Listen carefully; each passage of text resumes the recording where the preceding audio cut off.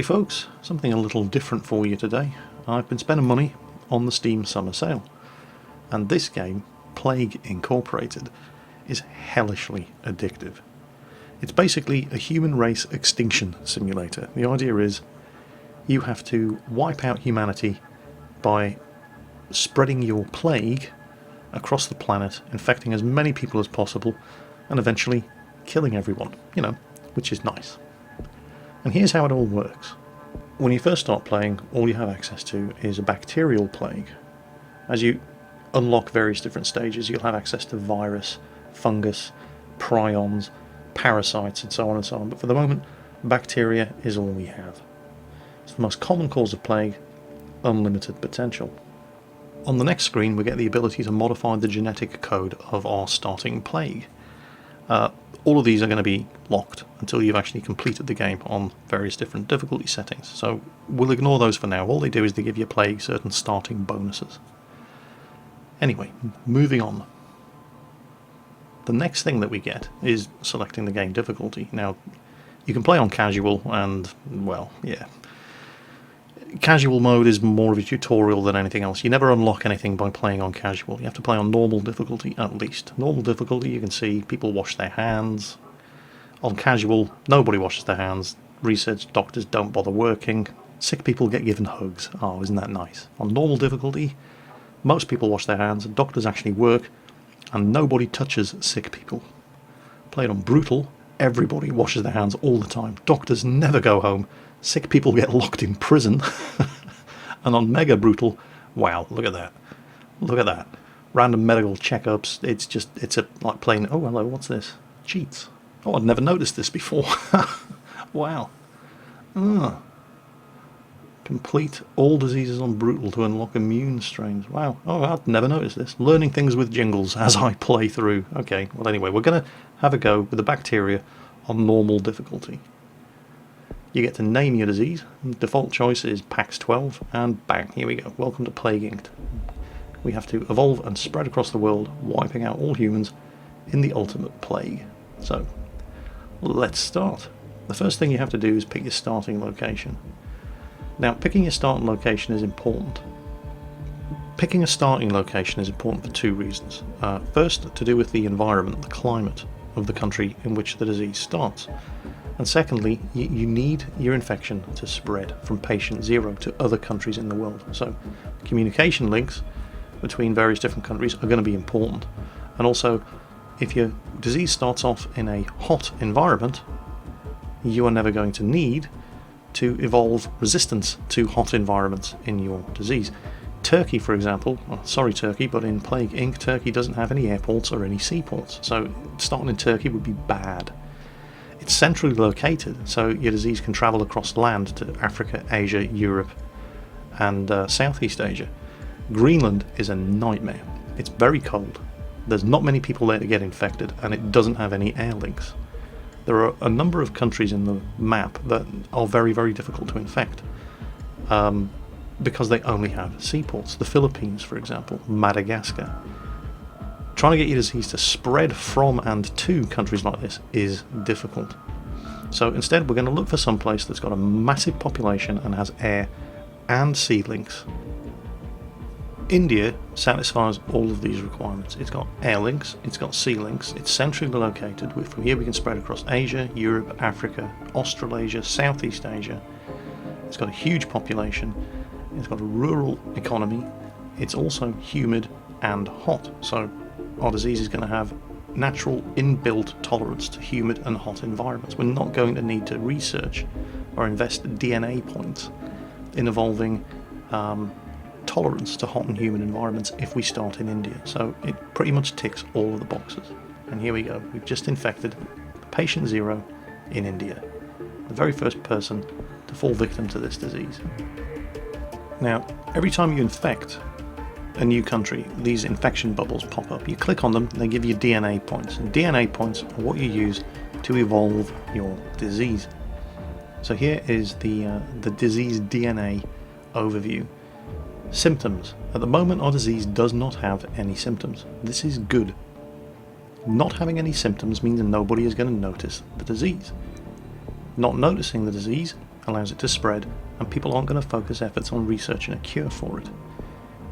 So at first, you do not really want your disease to have any noticeable symptoms. What you want to work on is spreading the transmission vectors of the disease, getting this thing to spread.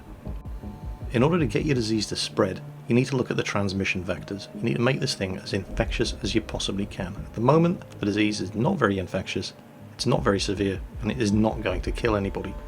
Now this is good. The severity of the disease is how scary it is. The scarier a disease, the more people are likely to focus effort into finding a cure for it. So we need to keep the symptoms under control and boost the transmission vectors of the disease in order to get this thing to spread as far and wide as we possibly can before anybody notices it. Quickly moving on to the abilities tab, we have things like drug resistance, which makes your disease resistant to antibiotics, which increases the effectiveness in wealthy countries that have health treatment programs. Heat resistance we don't need to touch because we started in India and it's a hot country. We're probably going to need to invest in cold resistance, however.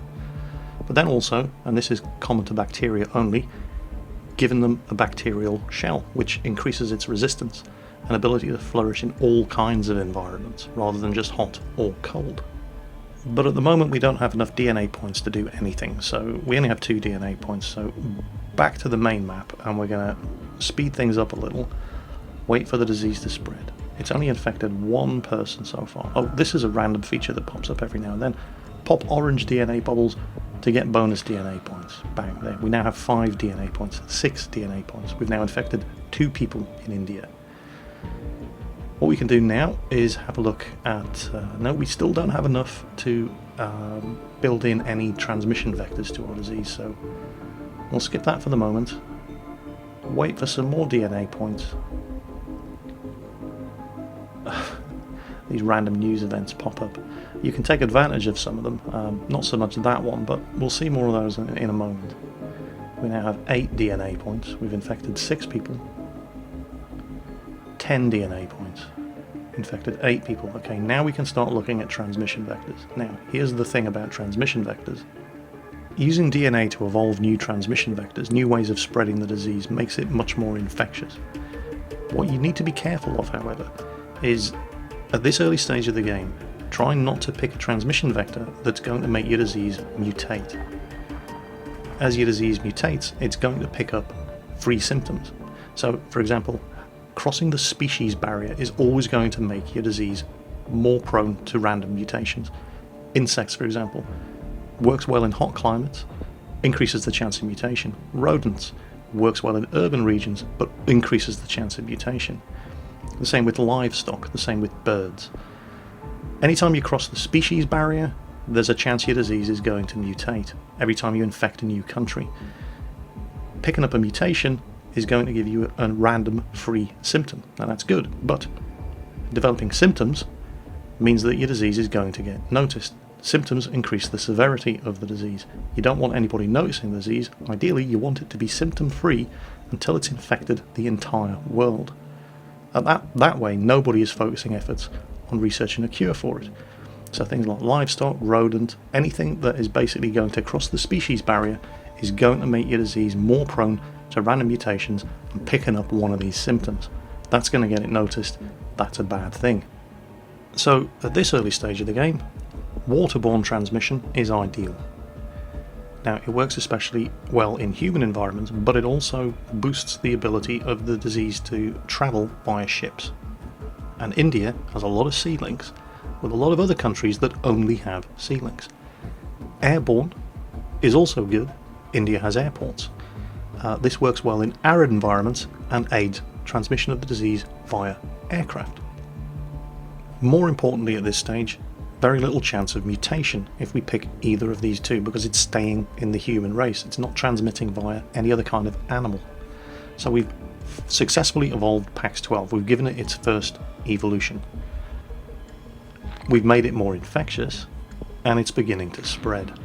It's still confined to India at the moment. It's only infected 20 people. But the rate of infection is exponential. The more people who are infected, the more people who can be infected. We've got some more DNA points now, so let's give it another transmission vector. We've already made it airborne. We want to stay away from things that are going to make it more likely to mutate, so instead we're going to go for waterborne. Now this is going to help it get out of the country via the shipping lanes, and it's also going to make the disease more effective in humid countries. Country information tab there. India, business as usual. We've only infected 171 people. We haven't killed anybody. The disease is not lethal at all. It's under the radar. Nobody in the world knows this disease even exists. There's our first milestone. We've now infected hundreds of people. 215 people infected in India. It still hasn't left India's borders, however.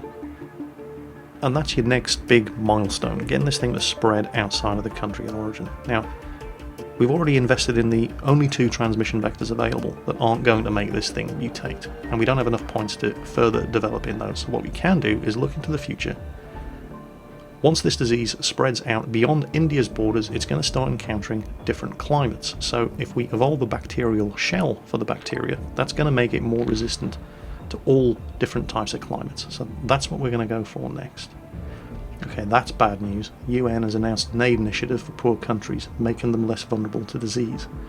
Alright, that's going to slow the progress of the rate of infection. We're still confined to India, but we have infected thousands of people in India now. Still just a drop in the ocean. There's over 1 billion people live in India. But the rate of infection is speeding up. And sooner or later, we're going to infect a new country. And from that point on, all bets are off. Where's it going to be? China? Afghanistan? Pakistan? Oh, it's spread to China. Oh, that's good news. Billions of people live in China. And China has air links, land links, and sea links with the rest of the world. Now we've got 14 DNA points. We're going to go for drug resistance here because it's very, very likely that this disease is about to spread to a wealthy country. And this is going to give it resistance to class 1 and 2 antibiotics. So we're going to pick that. This is going to help the disease survive long enough to infect new people. Picking up some more DNA points.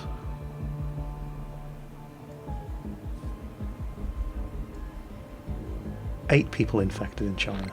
We're now more infectious than tuberculosis. So I'm not sure if that's something to be proud of, but hey, here we go. 21 million people, 27, 30 million people infected in India. We have started to spread across the Middle East and Southeast Asia. This is good news. We've started to infect countries that only have access via seaports. We're now more infectious than HIV. We've infected 84 million people throughout the world. And we just spread to America. So it's good, and the UK, so it's good that we did invest early on in resistance to antibiotics. More advanced countries have better health treatment programs.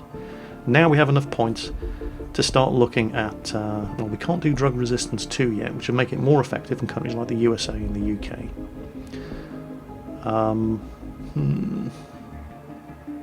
Yeah, more resistant to class 3 and 4 antibiotics, but we could go for bacterial resistance 2 and further increase the thickness of the bacterial shell. Now that we're spreading across all sorts of different countries, cold resistance would be useful, but the bacterial shell covers all different kinds of environments. Cold resistance, no, we won't bother just yet. We'll save those DNA points. There we go, we've just infected France. Australia, this thing's really kicking off. South Africa, it's spreading like wildfire, and we just developed our first random mutation, the insomnia symptom. Now this doesn't cost us any DNA points, it's a free random mutation. So I'm going to slow the game down here. I do not want this disease to get noticed at this early stage, and there's insomnia. Makes people irritable and less productive. Increases the severity of the disease, leads to paranoia, which paranoia is good because it makes people less likely to seek out doctors when they know they've been infected, and slows the rate of research into a cure. However, nobody's noticed it yet, so what I'm going to do here, and this is something typical of bacteria, is it's very, very easy to devolve bacteria. And when you devolve bacteria, you get a refund of your DNA points. So I'm going to eliminate the insomnia symptom, get myself 2 DNA points back, and keep the disease unnoticeable. At the moment it's spreading well, but I don't want to risk it getting picked up by the medical authorities. It's still 100% symptom free. There's no way it's going to get picked up in a random hospital checkup. We've infected over 1 billion people throughout the world so far, and nobody even knows this disease exists. And this is ideal. We want this to continue. We do not want our disease to get noticed at this early stage. Right now, PAX-12 hasn't even been noticed. We've infected 18% of the world's population. We've spread across every continent. This is good. We want this to continue for as long as possible.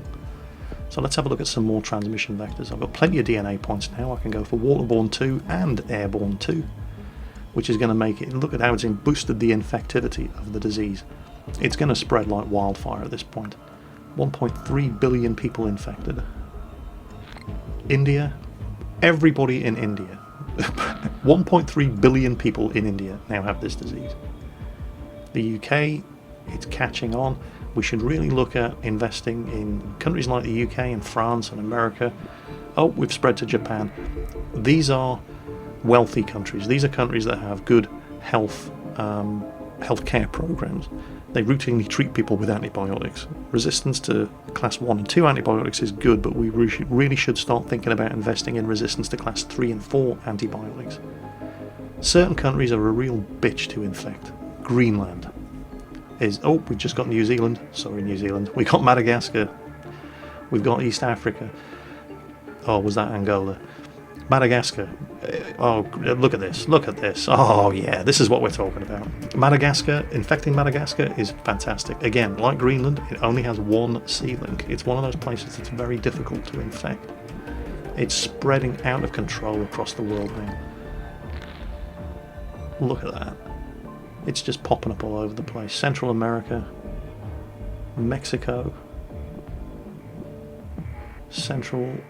oh, the Balkan states have got it, Turkey's got it, Korea's got it, Kazakhstan's got it, it's reached Canada. Russia's infected. We're now more infectious than the common cold. We are the ultimate infectious disease, and not one person in the world even knows it exists. Now we can evolve resistance to class 3 and 4 antibiotics. Now that we've started to infect lots of rich countries, we really need to start thinking about making this thing resistant to antibiotics. So we're going to go for that. That's a bit of a no-brainer. And it's popping up absolutely everywhere now. 28% of the world's population. Most of the countries in the world now have somebody infected with this completely harmless disease so far. And because it's completely harmless, because we've managed to limit the number of symptoms that it has, absolutely nobody is aware that it exists. Nobody is trying to eradicate it. 2.3 billion people throughout the world now infected. And I'm just sitting here waiting for it to reach Greenland and Iceland. Greenland is a tough country to infect. As soon as this thing starts getting noticed, people are going to start shutting down communication and travel links. They're going to start shutting down their airports. They're going to start shutting down their seaports. Festival of Love in West Africa. That would be bad news if we'd invested in the kind of transmission vector that passed the disease on via kissing, for example. But we didn't bother, so that doesn't affect us. And we've started to infect the Scandinavian countries. They can be difficult to get your disease to spread in countries like that because of widely dispersed population and good healthcare. Places like Finland, Norway, Sweden. But we've managed to get a foothold there thanks to extreme bioaerosol. Completely bypasses air and water filters, and more importantly, because we still haven't infected Greenland, increases the chances of transmission via ship, which is the only way to get your disease into Finland. Infection is spreading. Most of the world's population now has this completely unnoticeable disease. 78% of the world is infected. And it's always the same countries, Greenland, Sweden, Finland and the Baltic states, that for some reason are always the most slow to actually get infected. We could have gotten into the Scandinavian and Baltic states. There we go, bingo. We've just got Sweden. We've got the Baltic states. We could have gotten in there earlier if we'd gone for disease transmission via birds. Oh, we've just developed a symptom. It's mutated. Bacteria do not mutate very quickly. A virus mutates like crazy. But with the bacteria, well, we've developed a rash. Now that's going to slightly increase the infection chance and is going to lead to sweating, which is going to be dangerous in cold countries. It's the cold countries that we still haven't infected, so that might actually be worth going for. At this point, most of the world's population is infected, and it hasn't been noticed. It's going to slightly increase the severity of the disease, and now it actually has some symptoms. There's a chance somebody's actually going to notice it, but it's a very, very minor disease at this point. We're going to give it increased cold resistance, help it get a foothold in the Scandinavian countries, and eventually in Greenland, and bang, there we go. We have now been detected. A doctor in New Zealand has found the disease, but nobody's paying much attention to it because it's not severe at all, and it's certainly not fatal. So things are still proceeding according to plan. We just need to infect Greenland. Look at that, 86% of the world's population now has PAX-12. Just Greenland and Finland are the last two countries. But we've done everything that we can. And there goes Finland. There's just Greenland. We've done everything we can to try to get this disease into these countries. We've boosted the chance that it's going to travel via ships. Nobody's shut down their shipping lanes yet. It's spreading like wildfire in Russia. Look at the rate of infection. And there, we've got Greenland. Okay. Now there are only 9, 10, 12 people infected in Greenland. There are not many people in Greenland. We want to wait for it to get a foothold before we start ramping up the symptoms of this disease and start making it kill people. Same in Finland. Finland's doing better. Greenland's still less than 1,000 people infected. So we're going to let things ride for the moment. We have lots of DNA points. We can start giving this disease, look at that. We can start giving this disease some really nasty symptoms now that it has actually got a foothold in every country in the world, but not just yet. It needs to spread more in Greenland, and it is kicking off. We've got 99% of the world's population now infected with our plague, and it hasn't killed one person. Nobody has actually started researching a cure for it yet. It's kicking off in Greenland like wildfire. Okay. Oh, look at it go. And that's down to the cold resistance that we built into it. Finland's 100%. Oh, it's just developed the insomnia mutation. Okay, well, yeah, we'll let that ride. At this point, I don't really care about people noticing the disease. We have almost infected the entire world. Morocco is now actually starting work on a cure. It's definitely a case of too little, too late. We've got 66 DNA points stored up. We can start unleashing some deadly symptoms. There are now no healthy people left in the world. The entire population of the planet has been infected by a disease. Now let's start making it nasty. So, symptoms. What can we do to start making this thing lethal? Well, we've already got rash and sweating and insomnia. So from there, let's have a look. Where can we go from here? So there's sweating and there's the rash. That leads on to fever. Okay, that can be fatal. So, and it makes it more severe. But at this point, I don't really care. Everybody on the planet has this disease. All we need to do now is start making it kill people. So we'll give it a fever. Fever unlocks new options.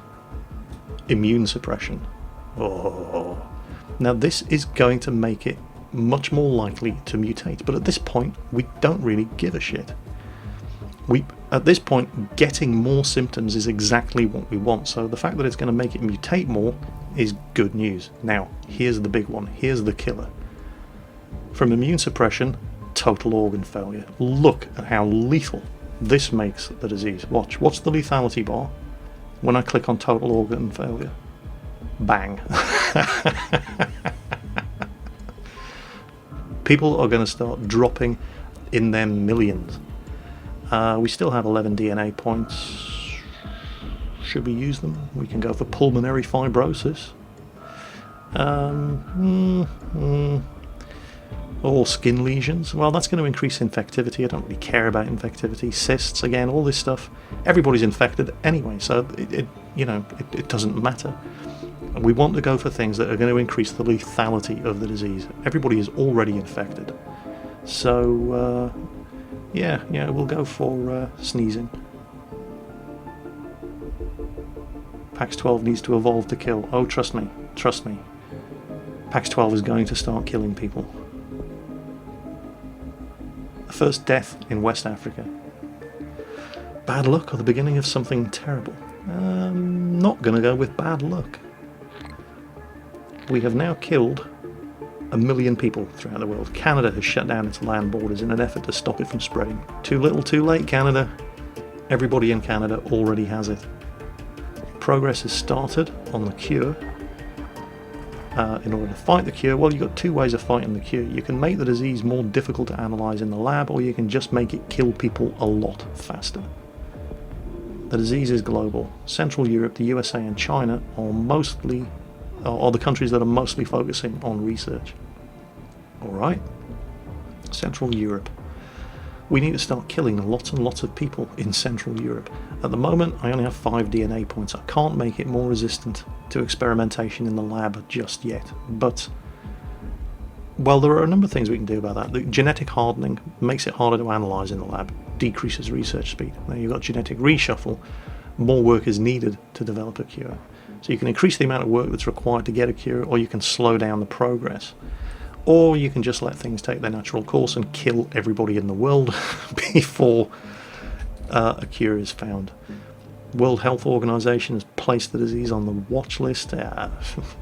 Too little, too late. Indonesia is now leading the global cure effort. What's going to happen now is you're going to see blue aircraft, here we go, leaving Indonesia and travelling to other countries. And you can help fight the progress of the cure by popping the glass beakers that pop up. There we go. Bang. You're basically sabotaging effort into finding a cure here. We've now killed more people than the Black Death. 193 million people, more than the Spanish flu. 300 million people. Cure is 25% complete. Now, the progress on the cure is progressing worryingly quickly. We've now killed more people than smallpox. It's the deadliest plague ever. And we have a free symptom. It's mutated again. We developed the paranoia symptom. Now this is good. That's going to slow down research effort because paranoid people don't trust their doctors, so they don't go to see their doctors when they get infected, which will slow down the rate at which the developed countries in the world are finding a cure for this disease. Now, because people are starting to panic, this disease has killed millions. There's two ways that we can go from here on in. We can either make it kill people even faster, or we can start looking at slowing down progress into research and a cure. So the various different symptoms that are now available to us are not particularly dangerous. So instead we can go for genetic hardening, which makes the disease harder to analyse in the lab. And bang, that just slowed research down. And Canada, now this of course is one of the other ways, making the disease kill more and more and more people. Countries that are trying to research the cure find it very difficult to do when 80% of their population is dead and the other 20% are rioting in the streets. And so making the disease kill people faster, once everybody is infected, is also just as effective at combating progress in finding a cure. So Canada's begun to break down. Look at Russia, look at that. Look at the amount of dead people in China. 185 million dead in China, 186 million dead in India. It's really starting to break down the fabric of society as more and more people die from this horrific disease. Total organ failure is really, really nasty. Indonesia still desperately struggling to find a cure. Every doctor in the world is now working at finding a cure, but the doctors are dying off just as fast as everybody else. Now, what I want to do is slow down research and also try to make this disease more infectious. But we've infected everybody now. We're not getting more DNA points from infecting. So Because we don't need to infect anybody, what we can do now with the bacteria is start devolving, and this refunds DNA points. We get 2 DNA points every time we devolve a bacteria, so the whole transmission vector thing is completely irrelevant. We can mutate out all of those transmission vectors. We've already infected everybody in the world, and some of the symptoms of the disease are also helping to spread it. So we've now freed up 24 DNA points, which we can use to either slow down research or make this disease even more lethal. We can give it cysts, which is just going to help spread the disease. It doesn't really increase the lethality. Anemia, yeah. Nausea, yeah. None of this is especially dangerous, is it? Pulmonary fibrosis, that can be fatal. That increases the lethality. Skin lesions, that just increases infectiousness. Inflammation can be fatal. Yeah, we're going to go with inflammation. Inflammation is going to lead to paralysis. Paralysis is nasty. So we've made the disease slightly more... Oh, hello. There we go. Paralysis. We now have enough points for paralysis. Fantastic. That's going to lead to coma. Coma is very, very nasty. Also slows down research into the cure. It's difficult to talk to a coma patient and ask him how he's feeling.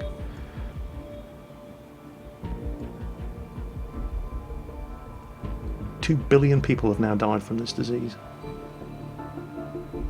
Research into the cure has now reached 49%. Still don't quite have enough points for coma. 50% completion on research into the cure. We're popping these research bubbles as fast as we can. Gaining more DNA points. We need coma. We really need coma. If just one person survives before... There we go, we've got coma. Right, and that's going to make this thing not just more lethal, but more difficult to cure. If just one person in the world survives, by the time the cure is found, you fail the scenario. You have to kill everybody. And you saw the research just... Yeah, there we go. Korea is now in anarchy. World research was at 55%. Developing coma as a symptom dropped that down to 49%. It's going up again, but it's slowed down. And it's not just slowing down because of the symptoms that we've thrown in, it's slowing down because everybody is dying. Most of the people in the world have either died from the disease or they're not interested in turning up to work at their research labs because they don't want to die from the disease. Governments are falling all over the world. Almost everybody in Russia is dead. Almost everybody in Greenland and Iceland is dead. The UK is... Almost everybody in Canada is dead. America. See if we can find a country where everybody is dead. Research seems to have stalled at 55%. Oh, we can make this disease even more nasty. Systemic infection? That sounds very, very dangerous. Yeah. Body-wide infections. Yeah, we're going to go for systemic infection. We've got a couple of points left. Abscesses. Abscesses are nasty. They make the disease more severe, but not more fatal. Hypersensitivity. Oh, rich regions particularly vulnerable. Yeah, that sounds useful. Since it's the rich countries in the world that are best able to devote resources towards finding a cure, hypersensitivity it is. Research has stopped at 55%. The world's governments are just not capable of mounting organised, systematic resistance to this disease. 6.6 billion people have now died from PAX 12. Research has stalled at 55%. I'd be amazed if it went any higher. There are only 70 million people left in the world who have not died from this disease, and they all have it. They're all going to die from it. Russia's government has collapsed. Canada's government has collapsed. Everybody in the UK is dead. Central America, there's only a few thousand people left. In Australia, everybody in New Zealand is dead. A few thousand people left clinging on in Madagascar, in Egypt. Everybody in India is dead. 1.3 billion people dead in India. Everybody's dead in Russia. Almost everybody's dead in China.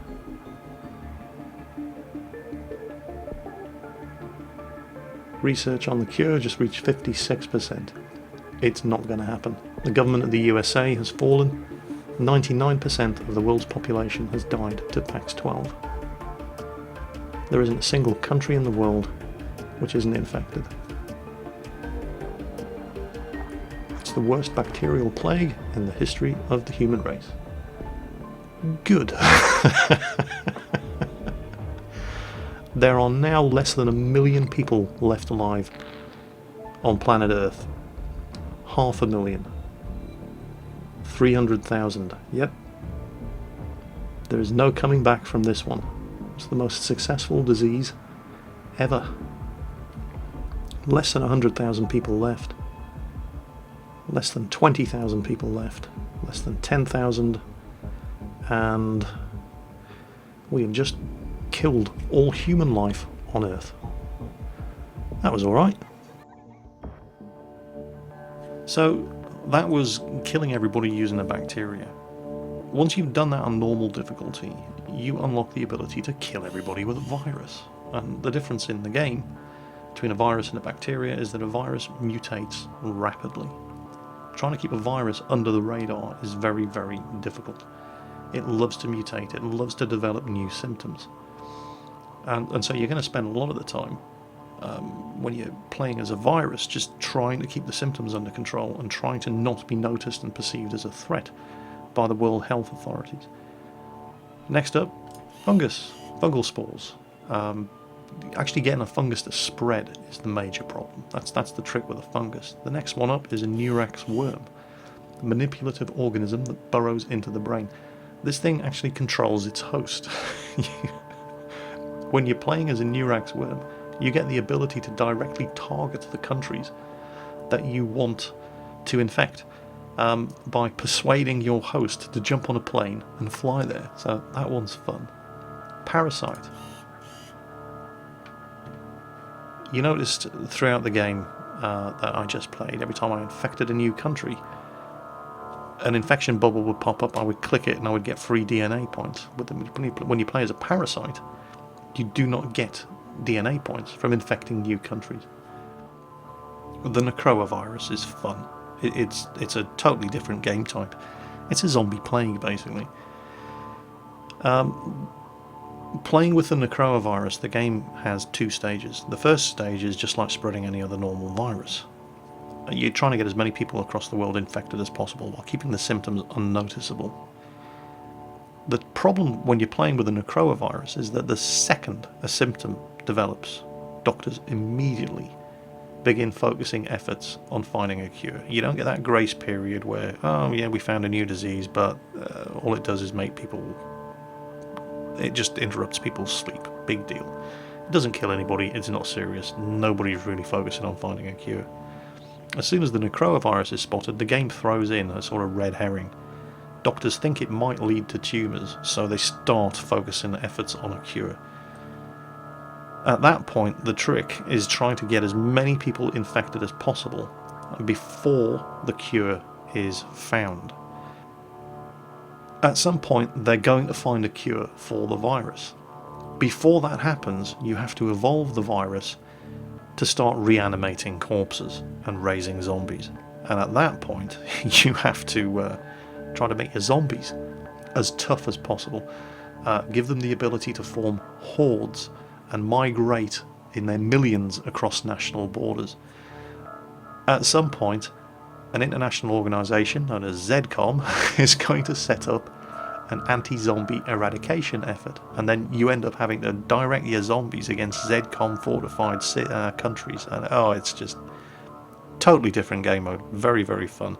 Haven't completed it yet, it's bastard hard. Moving on from there, you've got the Prion. I have to win the game with the Necroa virus to unlock it. It's a brain pathogen. Then you get the nanovirus and the bioweapon. So those three game modes I have yet to unlock. But I've been having a massive amount of fun with this game. If like me, you have a hankering for wiping out all of humanity and you want to do it the lazy way, get a plague to do it for you. Plague Inc. It's available in the Steam Summer Sale, it doesn't cost a lot, and it's hellishly addictive. As always folks, take care out there, and I'll catch you next time.